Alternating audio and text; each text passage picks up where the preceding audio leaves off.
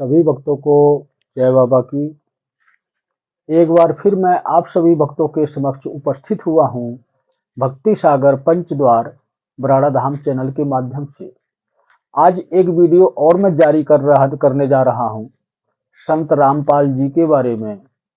आप लोगों को पता होगा कि आज से नहीं, काफी समय से संत रामपाल जी विवादित उसमें जो है चल रहे हैं। लेकिन अगर विवादित हैं तो किसी ना किसी तो कारणवश विवादित हैं। मतलब कि संत रामपाल जी जेल में थे और आज भी पेरोल पे ही बाहर हैं, लेकिन इसके बावजूद भी अधर्म का मार्ग नहीं छोड़ रहे हैं। इससे पहले उन्होंने जो धन दौलत एकत्रित किया, क्या उससे संतुष्टि नहीं हुई उनको? एक सही मार्ग दिशा देना वो तो चलो अच्छी बात है, लेकिन एक अपने हिंदू धर्म के शास्त्रों को, ग्रंथों को, पुराणों को तोड़ मरोड़ कर, गलत अर्थ निकाल कर एक पेश करना समाज में, इसका मतलब क्या है कि हमारे हिंदू धर्म में जितने भी देवी देवता हैं उनका कोई महत्व नहीं है।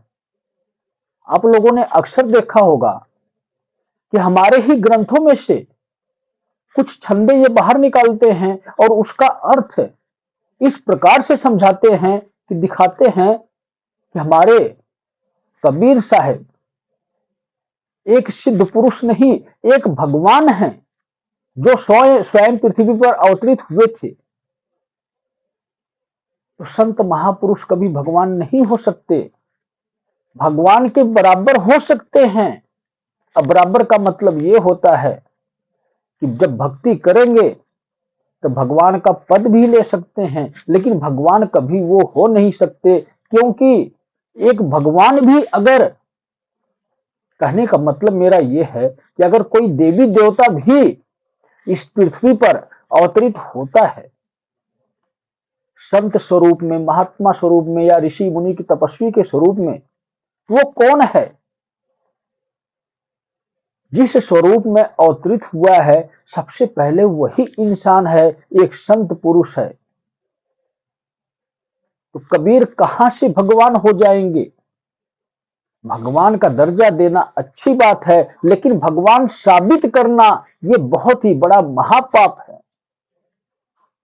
और आज के समय में मैं क्यों कह रहा हूं कि जेल में रहने के बाद भी अभी भी अकल ठिकाने नहीं आई और अब क्या बोल रहे हैं, अब क्या पाखंड रच रहे हैं। मैं ये भली भांति जानता हूं कि मेरी वीडियो की ही कॉपी की जा रही है।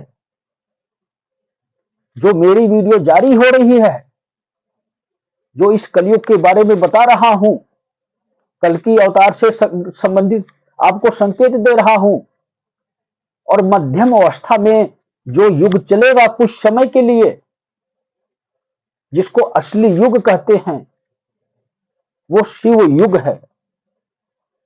और सभी युग के लास्ट में एक बार शिव युग आता है, कुछ क्षण के लिए, कुछ पल के लिए, कुछ समय के लिए। इसके बाद ही, इसके उपरांत ही नवे युग का आरंभ होता है। ये सभी युगों में होता है, कोई ये पहली बार आज नहीं हो रहा है। लेकिन इससे संबंधित आज तक किसी के पास कोई जानकारी नहीं मिली। ये क्यों नहीं मिली वो भी मैं आपको बताऊंगा, क्योंकि आप लोगों ने सुना होगा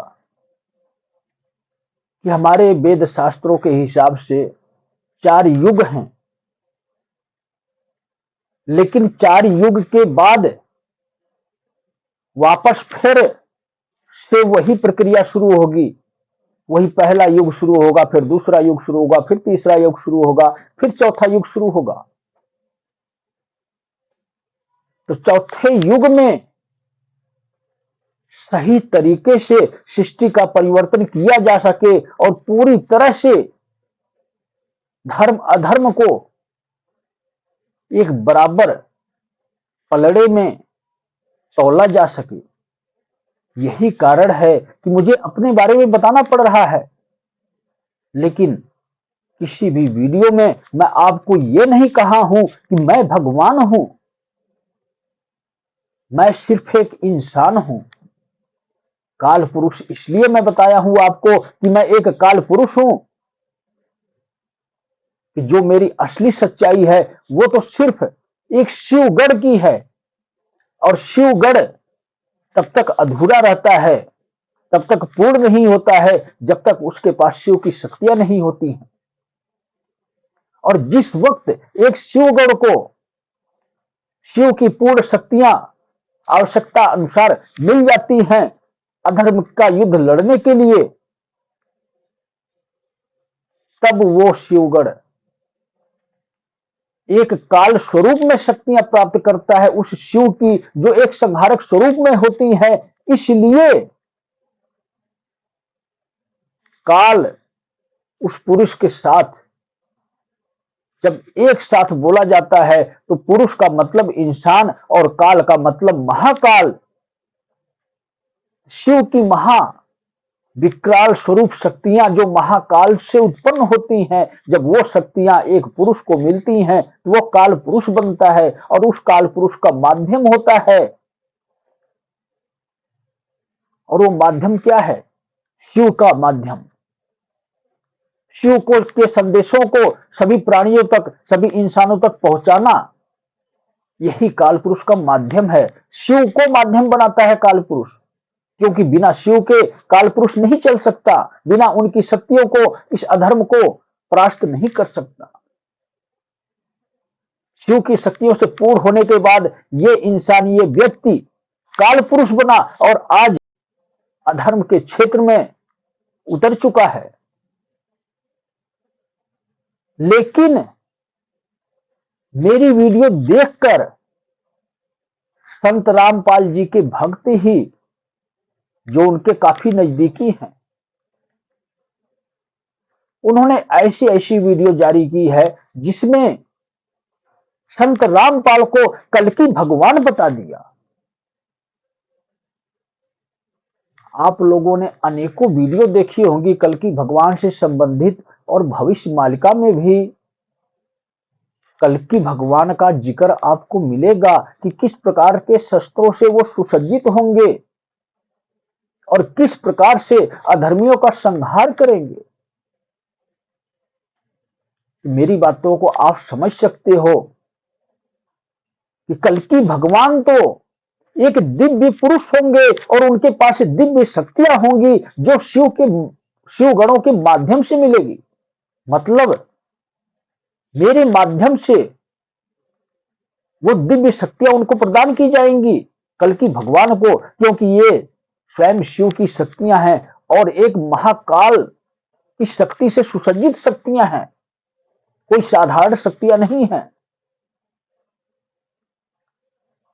और कलयुग खत्म नहीं हो रहा है।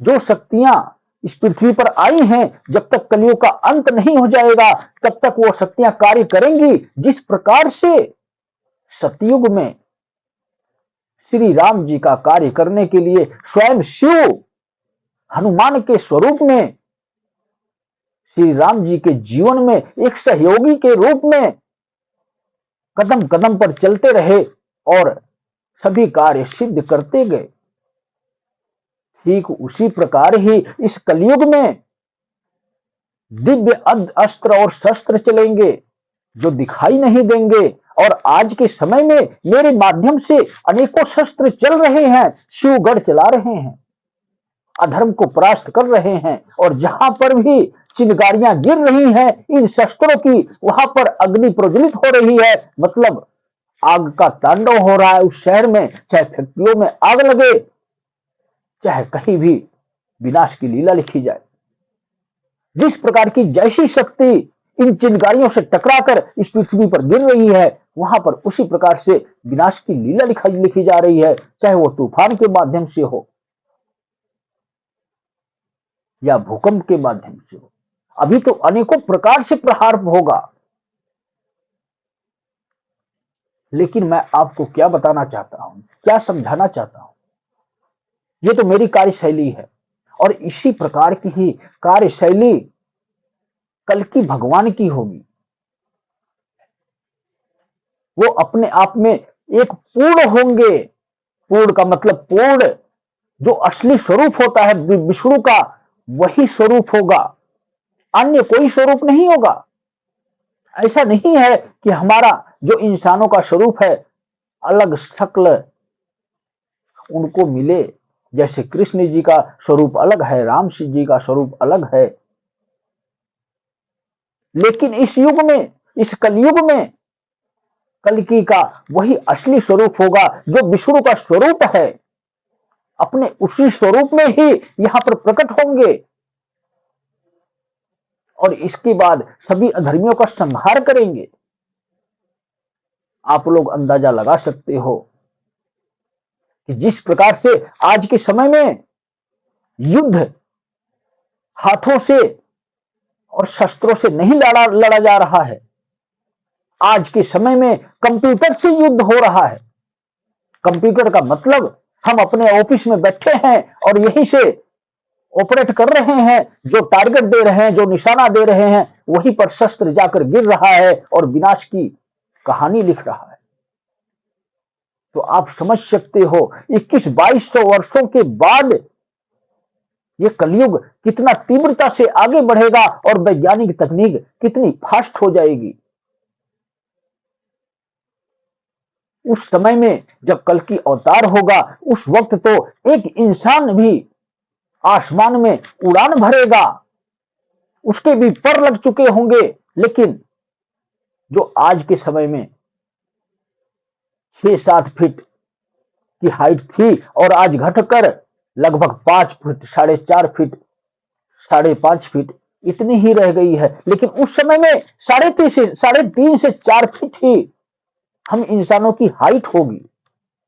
जब कल की अवतार होने वाला होगा और उस समय का इंसान छोटा होने के कारण वैज्ञानिक तकनीक के द्वारा उसके पर लगाए जाएंगे और वो इंसान उड़ने में सक्षम होगा, उसको कहीं भी जाना है बहुत ही तीव्रता से दूसरी जगह पहुंच सकता है। इसीलिए दिव्य शस्त्रों से, दिव्य शक्तियों से सुसज्जित होकर कल की भगवान आएंगे, जो स्वयं विष्णु का स्वरूप होंगे, अन्य कोई स्वरूप नहीं होगा। क्योंकि ये आखिरी युग है और आखिरी युग में विष्णु स्वयं अवतरित होते हैं, उन्हीं को हम नाम दे रहे हैं कल की भगवान। मतलब कल का अंत करने के लिए जो एक काल स्वरूप में इस पृथ्वी पर विद्यमान है। और काल किसका है? वो सिर्फ इंसानों का। इस प्रकार से आप समझ गए होंगे कि कल की भगवान किस प्रकार से आएंगे और किस प्रकार से दुष्टों का संहार करेंगे। जब कल की भगवान एक संत के स्वरूप में आ जाएंगे, वो संहार किस प्रकार से कैसे करेंगे? वो क्या अपने ही लीलाओं को, करी हुई जो लीलाएं उनकी हैं, उनको तोड़ मरोड़ कर एक दूसरे व्यक्ति को संकेत रूप में दिखाएंगे? ये मैं नहीं, ये कबीर दास हैं, भगवान असली कबीर दास हैं।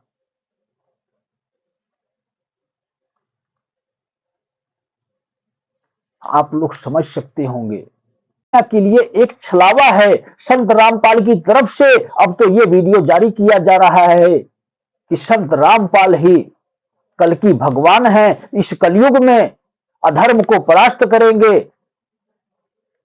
और सतयुग को ले आएंगे।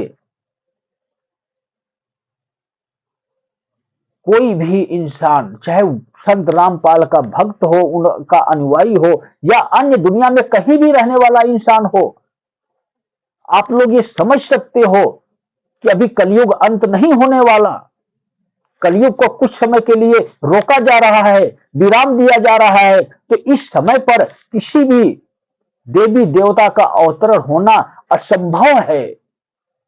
जब कलयुग का अंत होने वाला होगा, उस समय पर कल की भगवान भी आएंगे और अन्य देवी देवता भी आएंगे उनके सहयोग के लिए। और अभी जो आया है ये एडवांस में, कहने का मतलब जैसे ही कल की भगवान यहां आएंगे, प्रकट होंगे, उनको उनकी ही शक्तियां दी जाएंगी। ये हमारी शक्तियां नहीं है, जो शिवगणों की तपस्या से, उनकी भक्ति से, और जो स्वयं महाकाल शिव शंकर जो अपने महाकाल स्वरूप में हैं, जो उनकी शक्तियों से हम सुसज्जित हो रहे हैं, जो हमारे पास अस्त्र शस्त्र दिव्य एकत्रित हो रहे हैं, ये सब उनको वापस दे के जाएंगे कि अब हमें इस पृथ्वी पर आवश्यकता नहीं है इसकी। ये आपके शस्त्र आप ही संभालो और आप ही इसका उपयोग करो, अब हमें इसकी आवश्यकता नहीं है। तो हमारी तो इस प्रकार की कार्यशैली है। और संत रामपाल की क्या कार्यशैली है, आप लोग देख रहे होंगे, समझ रहे होंगे। जो इंसान अपने आप को भगवान साबित करे वीडियो के माध्यम से कि मैं भगवान हूं, वो भी कल की भगवान हूं, तो कोई चमत्कार, कोई दिव्य दिखाएं, प्रस्तुत करे, ताकि प्रमाण के तौर पे आपको सिद्ध किया जा सके कि हां, संत रामपाल ही कल की भगवान हैं। और दूसरी बात, अब तक तो आपके मन में बिल्कुल नहीं आया कि इससे पहले मैं कल की भगवान बन जाऊं। जब सृष्टि की विनाश लीला देखना शुरू किए और मेरी वीडियो पहुंचते ही मेरी वीडियो पर भी कमेंट किया आया था कि कबीर भगवान हैं। लेकिन वही सवाल मैं अब पूछता हूं, इससे पहले संत कबीर जी भगवान थे, लेकिन अब वो भगवान कहां चले गए? अब नबी भगवान प्रकट हो गए कलयुग का अंत करने के लिए, संत रामपाल। तो नबी भगवान का अंत तो मेरे द्वारा ही होगा, ये भी लिखित में ले लो मुझसे।